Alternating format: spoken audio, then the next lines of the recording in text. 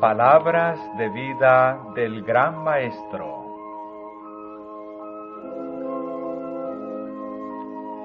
Capítulo 19. ¿Cómo se alcanza el perdón?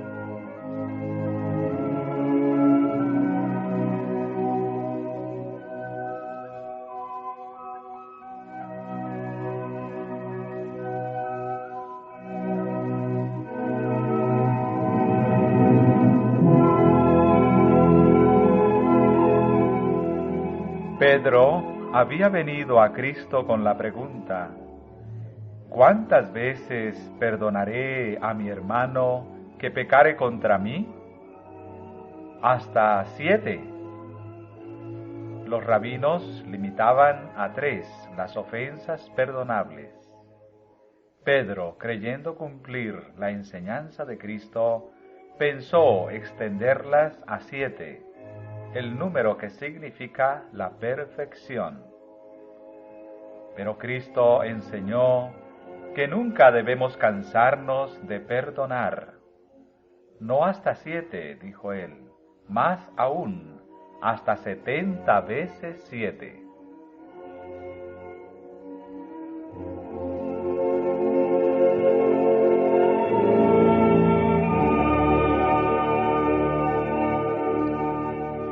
Luego mostró el verdadero fundamento sobre el cual debe concederse el perdón y el peligro de albergar un espíritu no perdonador. En una parábola narró el trato de un rey con los funcionarios que administraban los asuntos de su gobierno. Algunos de ellos recibían grandes sumas de dinero que pertenecían al Estado.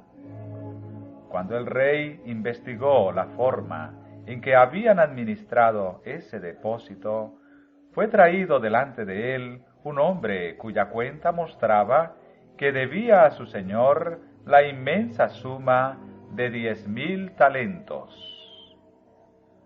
No tenía nada con qué pagar y, de acuerdo con la costumbre, el rey ordenó que fuera vendido con todo lo que tenía para que se pudiera hacer el pago. Pero el hombre, aterrorizado, cayó a sus pies y le suplicó, diciendo: Señor, ten paciencia conmigo, y yo te lo pagaré todo.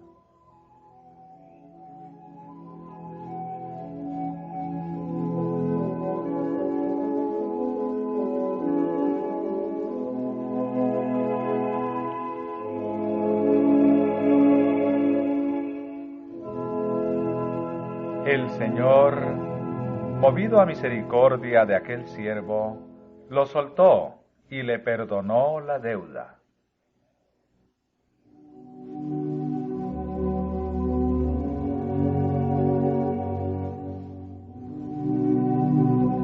Y saliendo aquel siervo, halló a uno de sus consiervos que le debía 100 denarios, y trabando de él, le ahogaba, diciendo: Págame lo que debes. Entonces su consiervo, postrándose a sus pies, le rogaba, diciendo: Ten paciencia conmigo, y yo te lo pagaré todo. Mas él no quiso, sino fue y le echó en la cárcel hasta que pagase la deuda.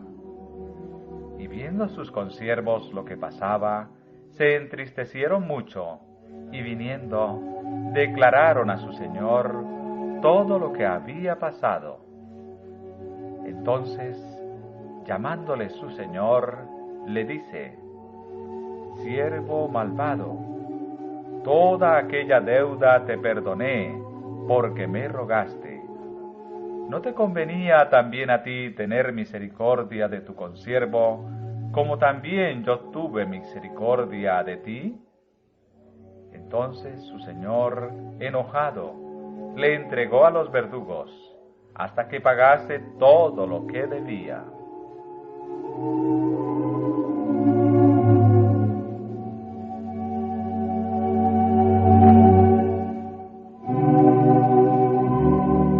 Esta parábola presenta detalles que son necesarios para completar el cuadro, pero que no se aplican en su significado espiritual.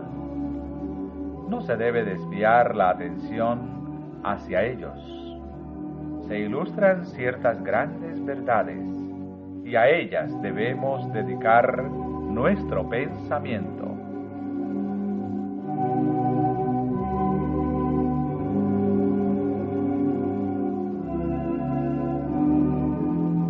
El perdón concedido por este rey representa un perdón divino de todo pecado.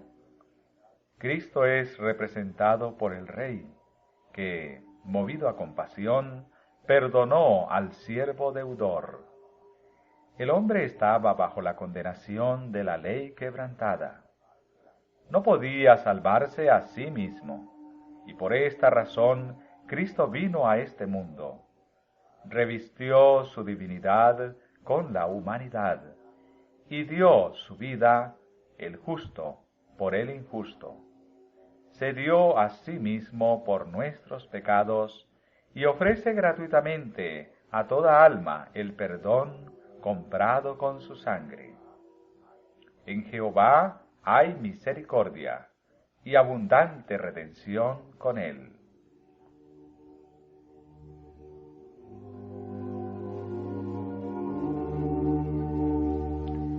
Esta es la base sobre la cual debemos tener compasión para con nuestros prójimos pecadores. Si Dios así nos ha amado, debemos también nosotros amarnos unos a otros. De gracia recibisteis, dice Cristo, dad de gracia.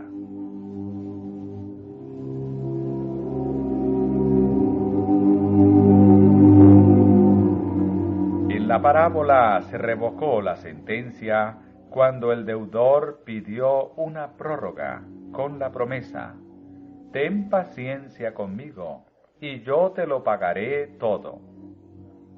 Toda la deuda fue cancelada y pronto se le dio una oportunidad de seguir el ejemplo del Señor que le había perdonado. Al salir, se encontró con un consiervo que le debía una pequeña suma.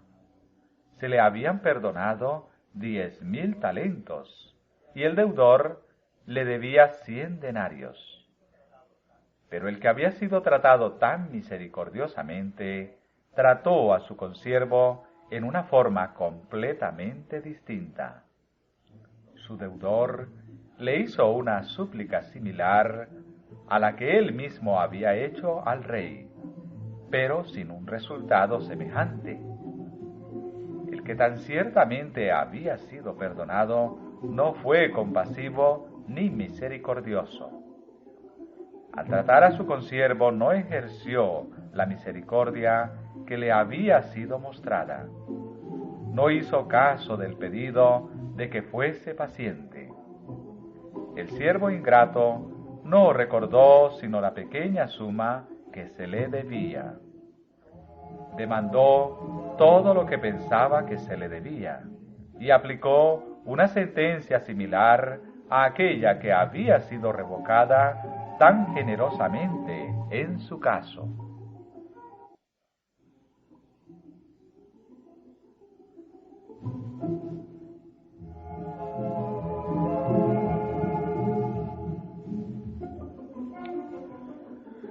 ¿Cuántos hoy día manifiestan el mismo espíritu? Cuando el deudor suplicó misericordia a su Señor, no comprendía verdaderamente la enormidad de su deuda. No se daba cuenta de su impotencia. Esperaba librarse. Ten paciencia conmigo, dijo, y yo te lo pagaré todo. Así también hay muchos que esperan merecer por sus propias obras el favor de Dios. No comprenden su impotencia. No aceptan la gracia de Dios como un don gratuito, sino que tratan de levantarse a sí mismos con su justicia propia. Su propio corazón no está quebrantado y humillado a causa del pecado, y son exigentes y no perdonan a otros. Sus propios pecados contra Dios, comparados con los pecados de sus hermanos contra ellos, son como 10,000 talentos comparados con 100 denarios, casi a razón de 1,000,000 por uno. Sin embargo, se atreven a no perdonar.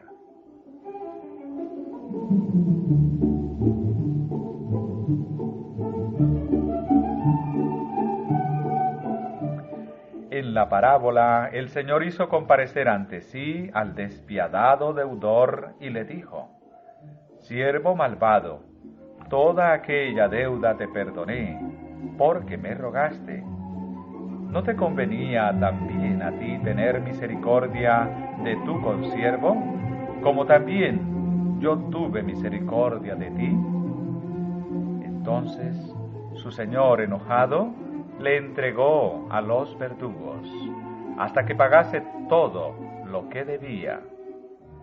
Así también, dijo Jesús, hará con vosotros mi Padre Celestial, si no perdonareis de vuestros corazones cada uno a su hermano sus ofensas. El que rehúsa perdonar está desechando por este hecho su propia esperanza de perdón.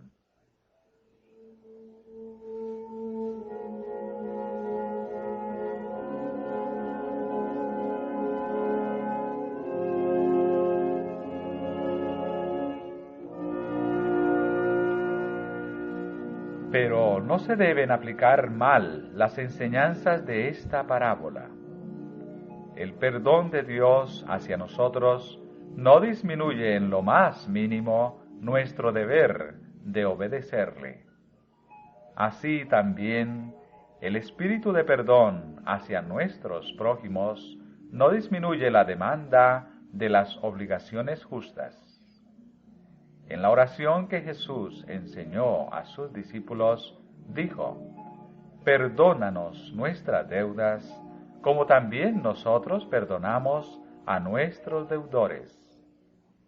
Con esto no quiso decir que para que se nos perdonen nuestros pecados, no debemos requerir las deudas justas de nuestros deudores. Si no pueden pagar, aunque sea por su administración imprudente, no han de ser echados en prisión, oprimidos o tratados ásperamente.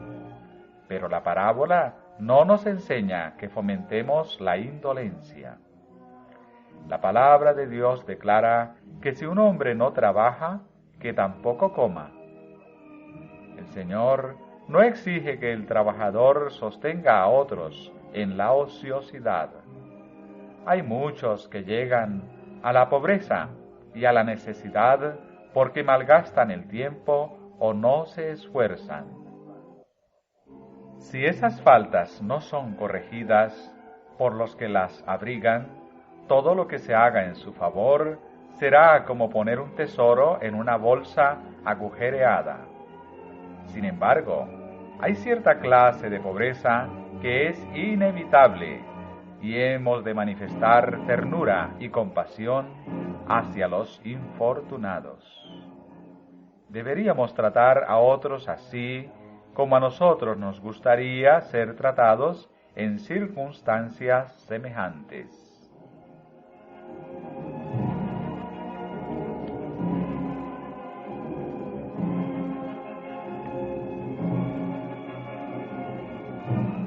El Espíritu Santo, mediante el apóstol Pablo, nos da la orden.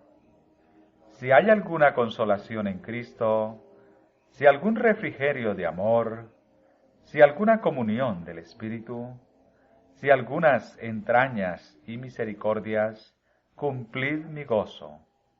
Que sintáis lo mismo, teniendo el mismo amor, unánimes, sintiendo una misma cosa. Nada hagáis por contienda o por vanagloria. Antes bien, en humildad, estimándoos inferiores los unos a los otros. Haya pues en vosotros este sentir que hubo también en Cristo Jesús.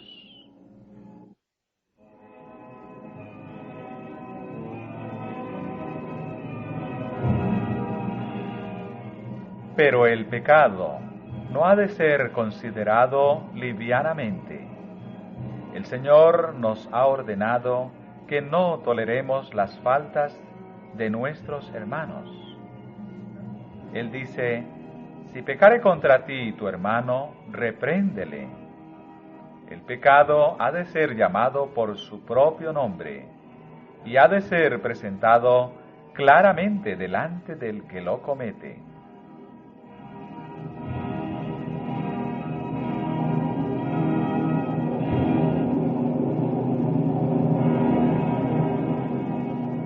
En sus instrucciones a Timoteo, Pablo, escribiendo por la inspiración del Espíritu Santo, dice: que instes a tiempo y fuera de tiempo, redarguye, reprende, exhorta con toda paciencia y doctrina.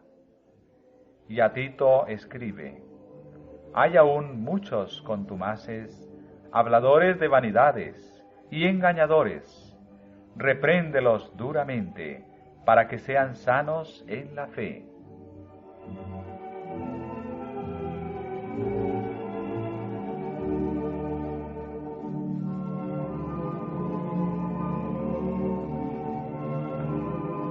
Si tu hermano pecare contra ti, dijo Cristo, ve y redargúyele entre ti y él solo.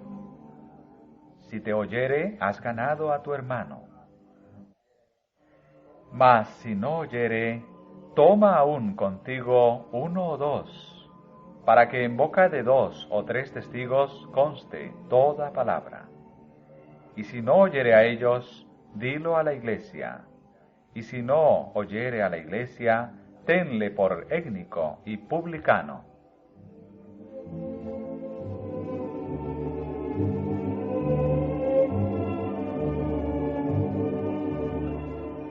Nuestro Señor enseña que las dificultades entre los cristianos deben arreglarse dentro de la iglesia. No debieran presentarse delante de los que no temen a Dios.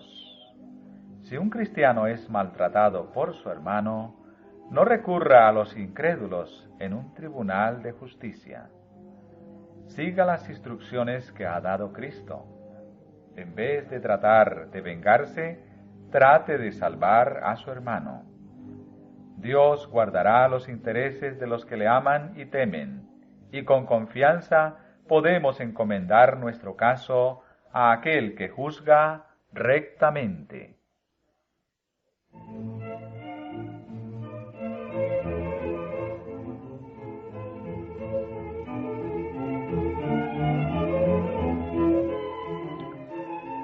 Con demasiada frecuencia, cuando se cometen faltas en forma repetida y el que las comete las confiesa, el perjudicado se cansa y piensa que ya ha perdonado lo suficiente. Pero el Salvador nos ha dicho claramente cómo debemos tratar al que yerra. Si pecare contra ti tu hermano, repréndele, y si se arrepintiere, perdónale. No lo apartes como indigno de tu confianza. Considérate a ti mismo, porque tú no seas también tentado.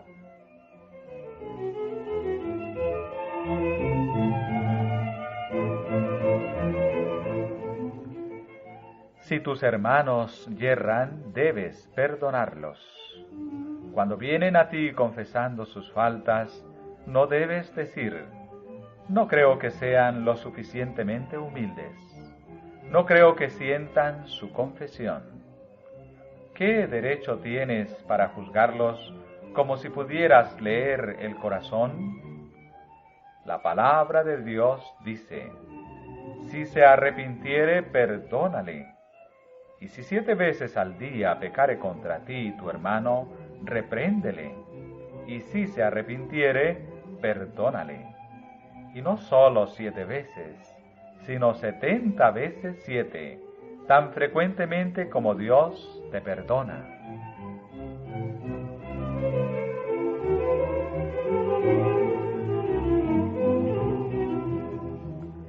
Nosotros mismos debemos todo a la abundante gracia de Dios. La gracia en el pacto ordenó nuestra adopción.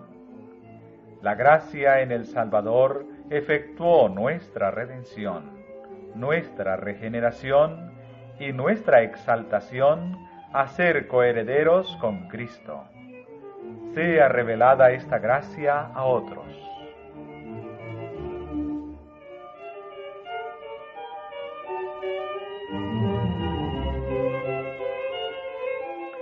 No demos al que yerra ocasión de desanimarse. No permitamos que haya una dureza farisaica que haga daño a nuestro hermano. No se levante en la mente o el corazón un amargo desprecio. No se manifieste en la voz un dejo de escarnio. Si hablas una palabra tuya, si adoptas una actitud de indiferencia o muestras sospecha o desconfianza, esto puede provocar la ruina de un alma. El que yerra necesita un hermano que posea el corazón del hermano mayor, lleno de simpatía para tocar su corazón humano. Sienta él el fuerte apretón de una mano de simpatía y oiga el susurro: oremos. Dios le dará a ambos una rica experiencia. La oración nos une mutuamente y con Dios. La oración trae a Jesús a nuestro lado y da al alma desfalleciente y perpleja nueva energía para vencer al mundo, a la carne y al demonio. La oración aparta los ataques de Satanás.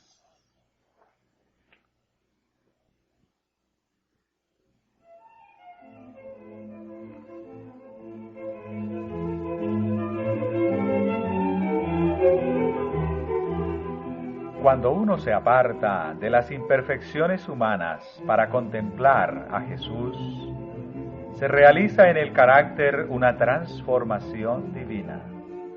El Espíritu de Cristo, al trabajar en el corazón, lo conforma a su imagen.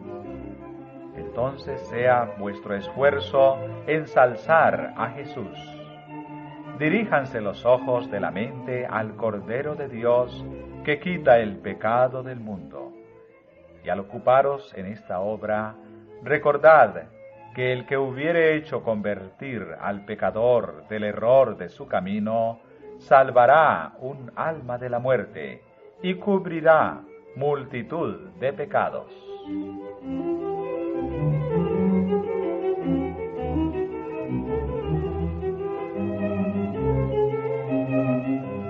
Mas, si no perdonareis a los hombres sus ofensas, tampoco vuestro Padre os perdonará vuestras ofensas. Nada puede justificar un espíritu no perdonador. El que no es misericordioso hacia otros, muestra que él mismo no es participante de la gracia perdonadora de Dios. En el perdón de Dios, el corazón del que yerra se acerca al gran corazón de amor infinito. La corriente de compasión divina fluye al alma del pecador y de él hacia las almas de los demás. La ternura y la misericordia que Cristo ha revelado en su propia vida preciosa se verán en los que llegan a ser participantes de su gracia. Pero si alguno no tiene el Espíritu de Cristo, el tal no es de él. Está alejado de Dios, listo solamente para la separación eterna de él.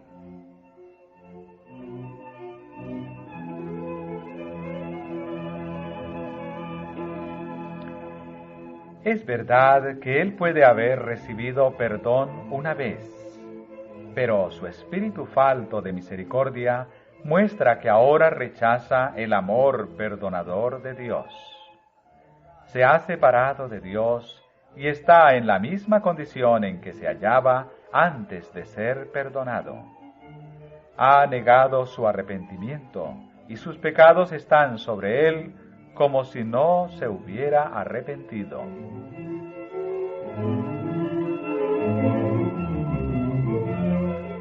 Pero la gran lección de la parábola se halla en el contraste entre la compasión de Dios y la dureza del corazón del hombre, en el hecho de que la misericordia perdonadora de Dios ha de ser la medida de la nuestra. ¿No te convenía también a ti tener misericordia de tu consiervo, como también yo tuve misericordia de ti?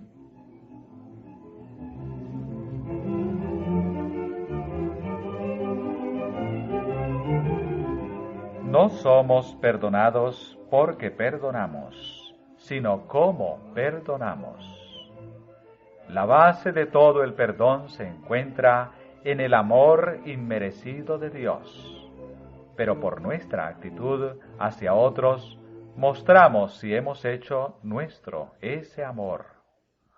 Por lo tanto, Cristo dice, con el juicio con que juzgáis, seréis juzgados, y con la medida con que medís, os volverán a medir.